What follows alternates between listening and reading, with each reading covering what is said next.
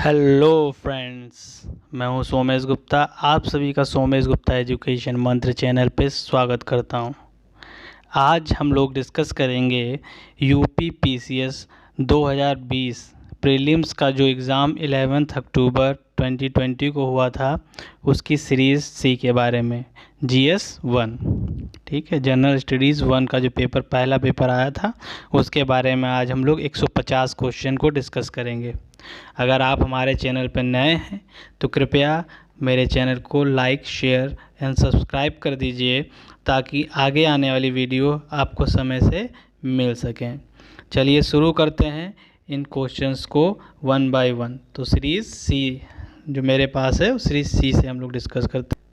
चलिए पहला क्वेश्चन देखते हैं। 29 जुलाई 2020 को भारत के केंद्रीय मंत्रिमंडल द्वारा स्वीकृत नई राष्ट्रीय शिक्षा नीति के संबंध में निम्नलिखित कथनों पर विचार कीजिए। तो पहला वाला ऑप्शन है कस्तूरी रंजन की अध्यक्षता में ये हुआ था, बिल्कुल सही है। दूसरा 38 वर्ष की जो शिक्षा नीति है उसको बदल देगा, ये भी सही है। तो आपका आंसर नंबर सी सही हो जाता है। फिर सेकंड क्वेश्चन है आपका। सेकंड क्वेश्चन क्या कहता है? काश्मीरी घाट स्थित है पीर पंजालो हिमाद्री की श्रेणी के बीच में।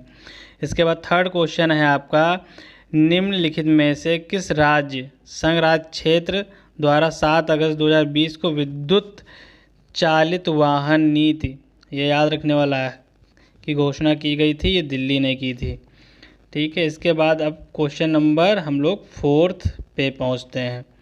क्वेश्चन नंबर 4th क्या कहता है? यमुना नदी की निम्नलिखित सहायक नदियों पर विचार कीजिए। तो भाई साहब, यमुना नदी जो आपकी है उसकी सहायक नदियों के बारे में हम लोग देखते हैं क्या है। देखिए, यमुना नदी की जो सहायक नदी हैं इनको क्रमागत मतलब क्रोनोलॉजी मतलब या अरेंजमेंट करना है वेस्ट टू ईस्ट, ठीक है। वेस्ट से लेकर के ईस्ट डायरेक्शन में आपको करना है। तो सबसे पहली चीज़ याद रखने वाली है इसमें कि देखिए चंबल सबसे पहले आएगा, ठीक है, वेस्ट में। उसके बाद सिंध आता है, उसके बाद बेतवा आता है, उसके बाद केन आता है। तो देख लीजिए, मिला लीजिए आंसर कहाँ पे आ रहा है ऑप्शन, और आप टिक कर दीजिए। तो इसका आंसर जो आपका सही है वो ए वाला है, ठीक। अगला है, निम्न में से किस भारतीय फाउंडेशन ने अगस्त 2020 में फूड विजन 2050 पुरस्कार प्राप्त किया? नांदी फाउंडेशन था ये, इसको न्यूयॉर्क में इसको किया गया था, ठीक। इसके बाद नेक्स्ट क्वेश्चन आपका है। तो नेक्स्ट क्वेश्चन क्या कहता है? निम्न में से कौन सा एक सही सुमेल नहीं है? तो सही सुमेल नहीं है वो है जर्मनी, ठीक है, नॉर्मेंडी वाला। बाकी सारे सुमेल सही हैं, ठीक है। नॉट करेक्ट पूछ रहा है। तो इसके बाद नेक्स्ट क्वेश्चन पे चलते हैं। अगला क्वेश्चन नंबर 7 है। तो क्वेश्चन नंबर 7 क्या कहता है वो हम लोग देख लेते हैं। क्वेश्चन नंबर 7 में है, कोलकाता बंदरगाह से अगरतला के लिए पहली बार मालवाहक जहाज जुलाई 2020 में बांग्लादेश के निम्नलिखित में से किस बंदरगाह से होकर भेजा गया? First ever container ship from Kolkata port to Agartala was sent through which one of the following ports of Bangladesh in July 2020? तो चट्टोग्राम इसका आंसर है। चट्टोग्राम, चटगांव, जिसको चटगांग भी बोलते हैं या चट्टोग्राम बोलते हैं। तो इसका आंसर नंबर डी सही है, ठीक है, चट्टोग्राम। इसके बाद 8वां है क्वेश्चन, विश्व के निम्नलिखित प्रदेशों में से किसमें खट्टे रसीले फलों का उत्पादन बहुत विकसित है? तो इसका आंसर आपका सी वाला सही है, भूमध्य सागरीय प्रदेश या मिडलैंड रीजन जो होता है इसमें। फिर नेक्स्ट क्वेश्चन है आपका 9th वाला। इसमें देखते हैं क्या है। पृथ्वी विज्ञान मंत्रालय भारत सरकार द्वारा जुलाई 2020 में, ठीक है, जुलाई 2020 में निम्नलिखित में से किस से पृथ्वी प्रणाली विज्ञान में लाइफ टाइम उत्कृष्ट पुरस्कार प्रदान किया गया? देखो, ये जो थे अशोक साहनी को दिया गया है। ये यूपी के लखनऊ में रहने वाले हैं। इन्होंने डायनासोर्स की प्रेजेंस को बताया है कि गुजरात में डायनासोर्स पाए जाते थे। ठीक है, तो इस वजह से इनको जो है अशोक साहनी को ये पुरस्कार दिया गया है। इसके बाद नेक्स्ट है अगला क्वेश्चन, इसको मैच करना है और आपको करेक्ट सूची बताना। तो इसका आंसर मैं बता दे रहा हूँ। ठीक है, तो इसका आंसर है बी वाला। इसके बाद नेक्स्ट क्वेश्चन आपका है, नेक्स्ट क्वेश्चन आप देख लीजिए। अगला क्वेश्चन है सुपोषण यूट्रोफिकेशन के संबंध में निम्न में से कौन सा कथन सही है। तो इसमें देखिए इसके दोनों ही कथन सही हैं। It increase dissolve oxygen of water, correct है। It is a phenomena of nutrient enrichment of a body, water body, ये भी सही है। तो आपका आंसर इसका सी वाला सही है। नेक्स्ट क्वेश्चन में चलते हैं। अगला क्वेश्चन आपका जो है, डार्लिंग श्रृंखला ऑस्ट्रेलिया के निम्नलिखित तटों में से किस पर अवस्थित है। ये दक्षिण पश्चिम स्थित है। देखिए ये कुछ इस तरह से ऑस्ट्रेलिया का मैप बनता है और यहाँ पे, ठीक है, यहाँ पे कहीं पे ये आपका जो पूछा जा रहा है दार्जिलिंग श्रृंखला वो आता है। तो दक्षिण पश्चिम तट पे ये स्थित है। अगला क्वेश्चन देखिए, निम्नलिखित घटनाओं को उनके कालानुक्रम में व्यवस्थित करना है, मतलब कौन पहले, सबसे पहले था कौन उसके बाद। तो इसमें देखिए बहुत ही अच्छे से याद रखने वाली बात है। देखो प्रोजेक्ट टाइगर आया 1973 में, उसके बाद प्रोजेक्ट हाथी आया 1992 में, उसके बाद वन प्रोटेक्शन एक्ट 1972, ठीक है। फिर सबसे लास्ट ये है आपका दिया हुआ जो 2002 में आया था। तो आप देखिए प्रोजेक्ट टाइगर सबसे पहले कौन आया, वन संरक्षण अधिनियम, तो पहला ये तीसरा वाला ऑप्शन हो गया, ठीक। फिर उसके बाद सेकंड में आपका आया प्रोजेक्ट टाइगर, फिर थर्ड में आपका आया प्रोजेक्ट हाथी और फोर्थ में आपका आया जैव विविधता अधिनियम यानी कि बायोडाइवर्सिटी एक्ट। तो इसके अकॉर्डिंग आपका जो आंसर है वो आंसर नंबर सी वाला सही है, ठीक है। इसके बाद अगला क्वेश्चन देखते हैं, निम्न में से कौन सा महासागरीय धारा हिंद महासागर, हिंद सागर जो है से संबंधित है। तो इसका सही आंसर अगुल हास धारा है, ठीक है, अगुल हास धारा या अगुल हास करंट बोलते हैं। चलिए अगला क्वेश्चन देखते हैं, एक पारिस्थितिकी तंत्र के विभिन्न घटकों से होकर पोषक तत्वों का गुजरना कहलाता है, ठीक है। The movement of nutrient element through the various component of an ecosystem is called bio Jio chemical cycle, जैव भू रसायन चक्र कहलाता है। इसका आंसर नंबर ए है। अगला क्वेश्चन नंबर 16 देखते हैं हम लोग। तो क्वेश्चन नंबर 16 क्या कहता है, देखिए दो सूचियां दी गई हैं, इसमें इनको करेक्ट ऑप्शन में मिलाना है। तो इसका सही ऑप्शन डी वाला है, ठीक है, 4 3 1 2। अब इसको आप मैच कर लीजिएगा, ठीक, क्योंकि जीव इज़राइल में है, टेडा लीबिया में, बेज़ा आपके इजिप्ट में और लूर ईरान में पाए जाते हैं। तो इस तरह से आपका आंसर नंबर डी वाला सही है।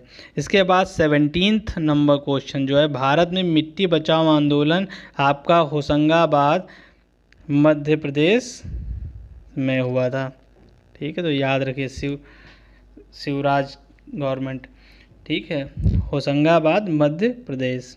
अगला क्वेश्चन में चलते हैं, क्वेश्चन नंबर 18 की ओर।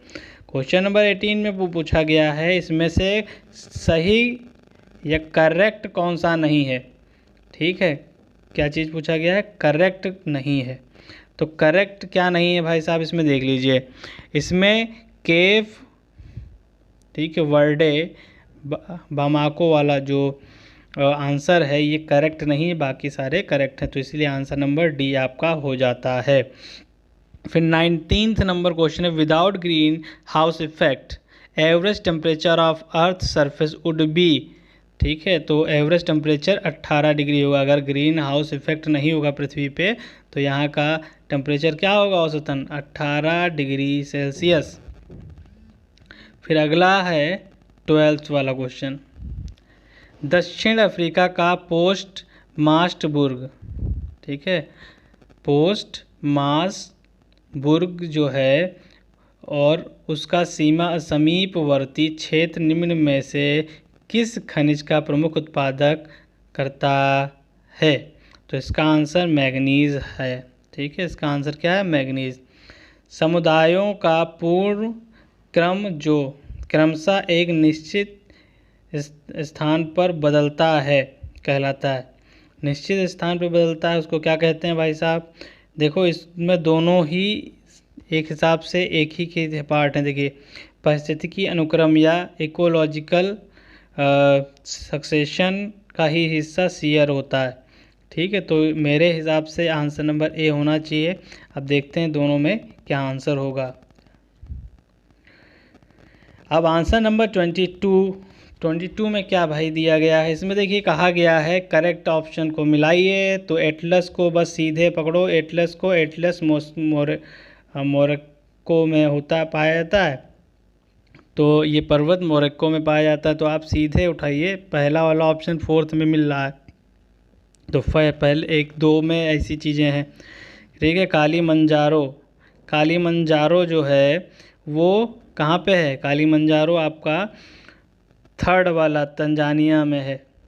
ठीक है, तो अब बस 2 ही मिला देखिए आप पहले 4th और 3, तो 4 और 3, तो ये पहला वाला आंसर आपका सही हो जाता है। ठीक है, इसका आंसर क्या है? 4, 3, 2, 1। ठीक है, इसके बाद नेक्स्ट क्वेश्चन आप देखिए, नेक्स्ट क्वेश्चन क्या कहता है आपका इसमें। देखिए क्वेश्चन नंबर 23 क्या कहता है? निम्न में से किस प्राकृतिक पदार्थ में लौह विद्यमान होता है? मतलब इन्होंने पूछा है कि कौन सा नेचुरल सब्सटेंस जिसमें आयरन पाया जाता है। तो भाई मायोग्लोबिन जो होता है, मायोग्लोबिन में पाया जाता है। ये एक तरह का प्रोटीन होता है। ठीक है, अगला है मलेशिया में किंटा घाटी प्रसिद्ध है। ठीक है, मलेशिया में किंटा वैली जो है फेमस है कहाँ के लिए? टिन उत्पादन के क्षेत्र में। किस वजह से? टिन उत्पादन के क्षेत्र। अगला क्वेश्चन देखते हैं, क्वेश्चन नंबर 25, 26, 27, 28, 29 इसमें। चलिए 25 में क्या कहता है? 25 कहता है जो जीन्स होते हैं, जीन के भीतर अनुक्रम आधार में परिवर्तन कहलाता है। उत्परिवर्तन कहते हैं इसको। आंसर है उत्परिवर्तन। Change in the base sequence with in a gene is called mutation. ठीक है, उत्परिवर्तन या म्यूटेशन कहते हैं। क्वेश्चन नंबर 26, निम्न में से किन देशों से होकर भूमध्य रेखा नहीं गुजरती? तो आप याद रखिएगा किन से गुजरती नहीं है। तो नहीं गुजरती है ये पूछा है, गुजरती है ये नहीं पूछा है। तो किन से भूमध्य रेखा नहीं गुजरती है? वो इक्वेटोरियल रेखा जो आपकी है, इक्वेटोरियल रेखीय गिनी जो है यहाँ से और रवांडा से नहीं गुजरती, बाकी सबसे गुजरती। तो आपका आंसर नंबर डी है।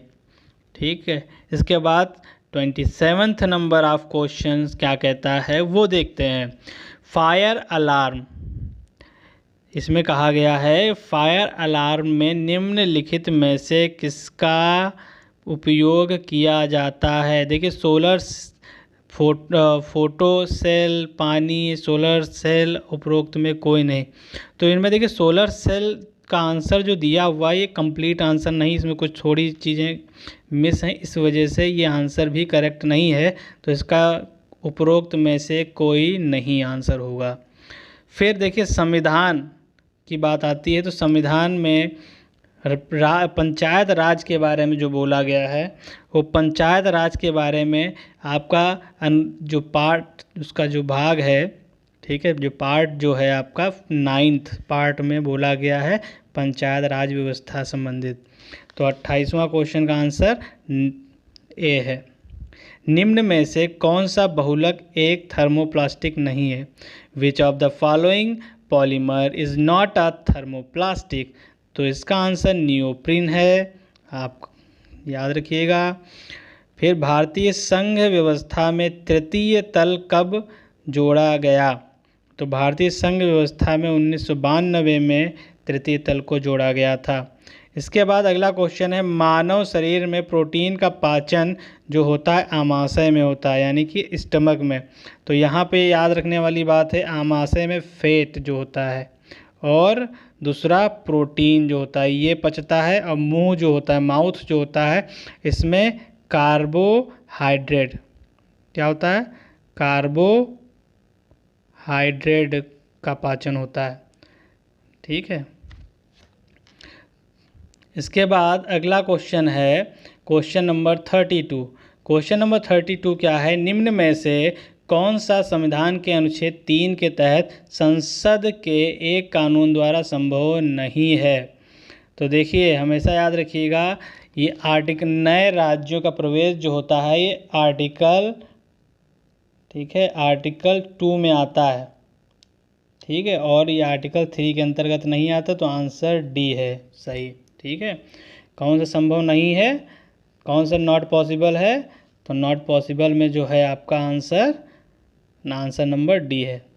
इसके बाद मानव आहार में पॉलिश किए हुए चावल के उपयोग से निम्नलिखित से रोग होता है कौन सा? इसमें जो 4 ऑप्शन दिए इसमें से पूछा है कौन सा रोग होता है जब अगर आप पॉलिश किया हुआ, देखिए बहुत ज़्यादा वाइट दिखे चावल, उसको वाइट करने के लिए जब उसको बहुत ज़्यादा पॉलिश कर दिया जाता है तो उससे एक रोग होता है। कौन सा रोग होता है?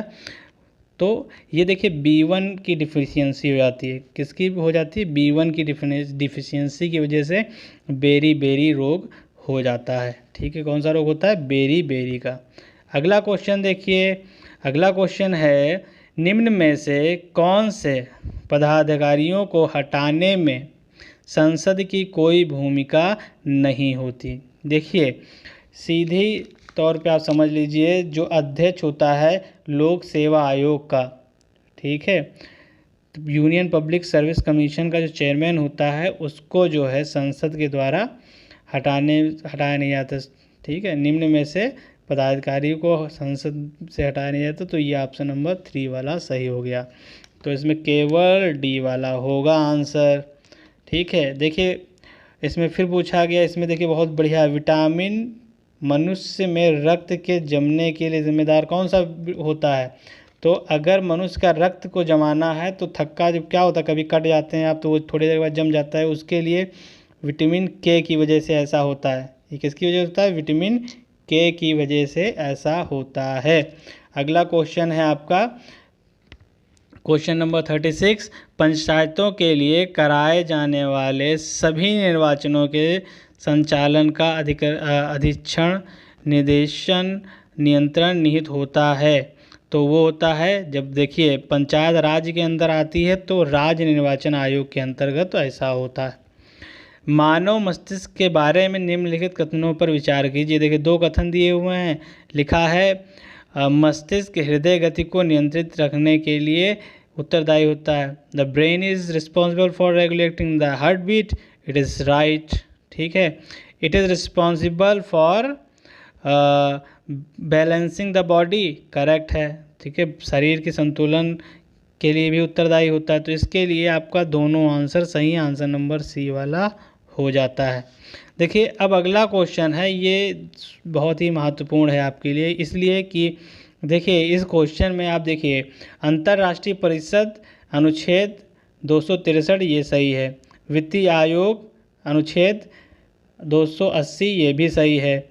ठीक है, प्रशासनिक न्याय अधिकरण 323 का या 323A ये भी सही है। संघ लोक सेवा आयोग 315 सही, ऑल सही हैं, ऑल करेक्ट हैं। ठीक है, 2 सारे करेक्ट हैं। तो इसमें देखिए आपको पूरे मार्क्स मिलेंगे अगर आपने किया है। ठीक है, आपने कोई भी आंसर लगाया हो आपको मिलने हैं पूरे मार्क्स, क्योंकि ये त्रुटि है वहाँ से। ठीक है, इसमें चारों ऑप्शन सही हैं। निम्न में से कौन सा निम्न में से कौन सा पदार्थ वृक्ष से प्राप्त किया जाता है? देखिए हींग को वृक्ष से प्राप्त किया जाता है, हींग को वृक्ष से प्राप्त किया जाता है। देखिए ये रूट जो होता है, रूट पार्ट में एक वाइट कलर का एक पार्ट पाया जाता है, एक दूध टाइप का होता है, फिर उसको उस मिल्क को फिर करके इसको हींग बनाया जाता है, फिर उसको हम लोग खाने में यूज़ करते हैं। ठीक, अगला क्वेश्चन आपका है, अगला क्वेश्चन क्या है देख लेते हैं। अगला क्वेश्चन है 40th नंबर। तो 40वां क्वेश्चन क्या कहता है ये देखिए, बहुत ही बढ़िया क्वेश्चन है। भारतीय संविधान का कौन सा अनुच्छेद केंद्रीय सतर्कता आयोग का वर्णन करता है? तो भाई साहब अनुच्छेद 268, अनुच्छेद 28 ये कोई नहीं करते हैं।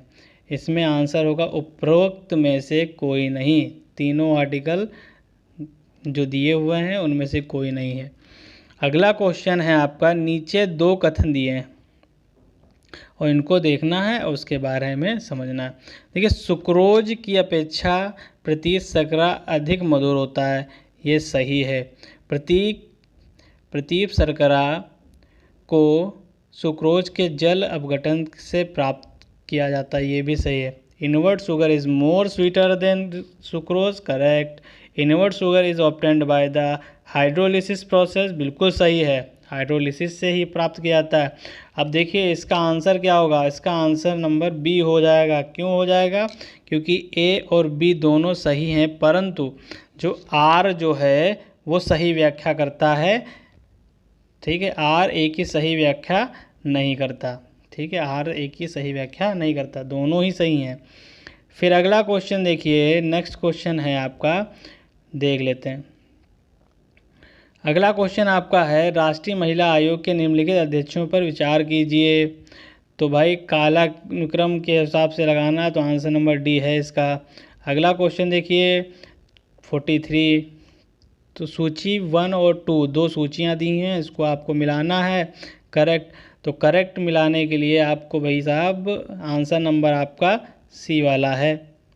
ठीक है, पहले का 4 से पहले का, ठीक है, आंसर नंबर इसका सी है।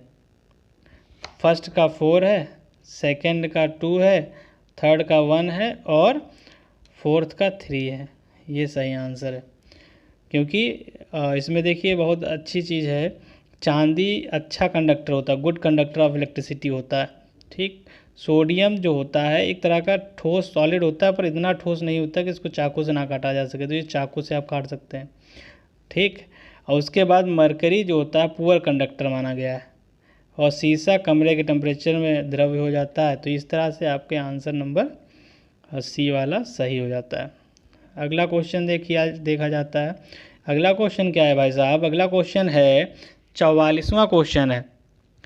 देखिए भारतीय संविधान के अनुच्छेद 371 जे जो है 371 जे में कॉन्स्टिट्यूशन ऑफ इंडिया में क्या के अंतर्गत किस क्षेत्र को विशेष स्थिति प्रदान की गई है भाई साहब? कौन सा क्षेत्र है जिसको विशेष, ठीक है, कंट्री कन्फर्ड स्पेशल स्टेटस? तो भाई साहब हैदराबाद और कर्नाटका आपका है इसका आंसर। निम्न में से कौन सा कृत्रिम पदार्थ नहीं है, यानी कि सिंथेटिक नहीं है? कौन सा सिंथेटिक पदार्थ नहीं भाई साहब? लेक्सॉन होता है, नियोप्रीन होता है, टेफ्लॉन होता है, लेकिन जो फाइब्राइन होता है, फाइब्राइन, ठीक है, वो आपका सिंथेटिक नहीं होता, ये नेचुरल होता है। ठीक है, सिल्क से मिलता है। फिर इसके बाद अगला क्वेश्चन है आपका 46। देखिए इसमें भी आपको सुमेल करना है, मिलाना है। देखिए फंडामेंटल राइट आपका मूल कर्तव्य जो होते हैं थर्ड पार्ट में आता है। ठीक, सॉरी फंडामेंटल जो राइट थर्ड में आता है और मूल कर्तव्य फंडामेंटल ड्यूटी आपका आता है 4A में, बिल्कुल सही है। ठीक है, उसके बाद राज्य के बारे में जो 6 में बताया गया है ये भी सही है। उसके बाद संघ और राज्यों के अधीन सेवा, ठीक है, ये भी सही है, लेकिन अटॉर्नी के बारे में आपका नहीं बताया गया इसमें। ठीक है, ये आपका सी वाला आंसर सही नहीं है। करेक्ट मैच नहीं है, इसीलिए सी वाला आंसर हो गया आपका। अगला है, देखिए 2 सूचियाँ दी हैं, इसमें आपको बताना है। तो नीला थोथा जो है, ठीक है, कवकनाशी होता है, ठीक है, फंगीसाइड बोला जाता है इसको। और इयोसिन जो होता है, इयोसिन जो होता है लाल शाही, ठीक है। और सिल्वर आयोडाइड जो होता है आपका, इसको आर्टिफिशियल रेन के लिए, कृत्रिम वर्षा के लिए यूज़ किया जाता है। जिंक जो होता है आपका, जो होता है कृंतकनाशी, यह रोडेंट नासी बोला जाता है। इसको आपका आंसर नंबर सी हो जाता है। फिर अगला क्वेश्चन है आपका, भारतीय संसद की सबसे बड़ी समिति कौन सी है?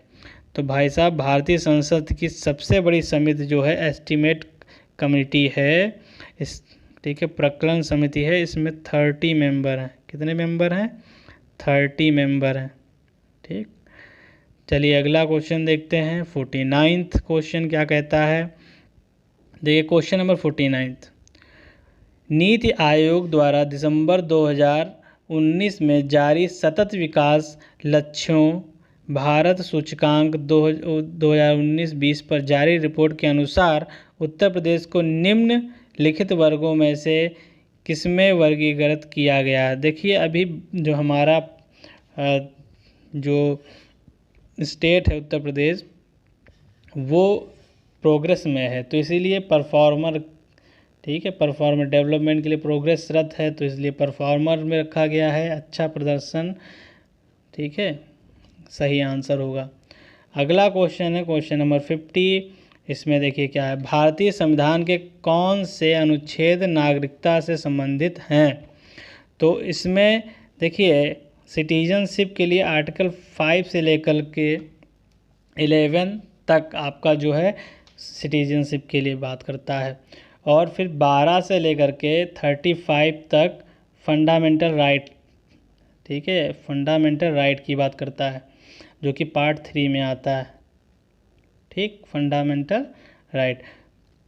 तो इसमें आपका आंसर हो जाएगा सिटीजनशिप वाला 5 से लेकर के 11, अनुच्छेद 11 में। दोस्तों वीडियो ज़्यादा बड़ी ना हो, इसलिए मैंने इसको 3 पार्ट्स में डिवाइड किया है, 50-50 क्वेश्चन के। तो अगले 50 क्वेश्चन आपको पार्ट 2 में देखने को मिलेंगे, उसके अगले 50 क्वेश्चन पार्ट 3 में। उम्मीद करता हूँ इन 50 क्वेश्चन में जो मैंने आपको बताया है, सारी चीज़ें आपको अच्छे से समझ में आ गई होंगी। इसी के साथ मिलते हैं नेक्स्ट वीडियो में। थैंक यू, धन्यवाद, जय हिंद, जय भारत।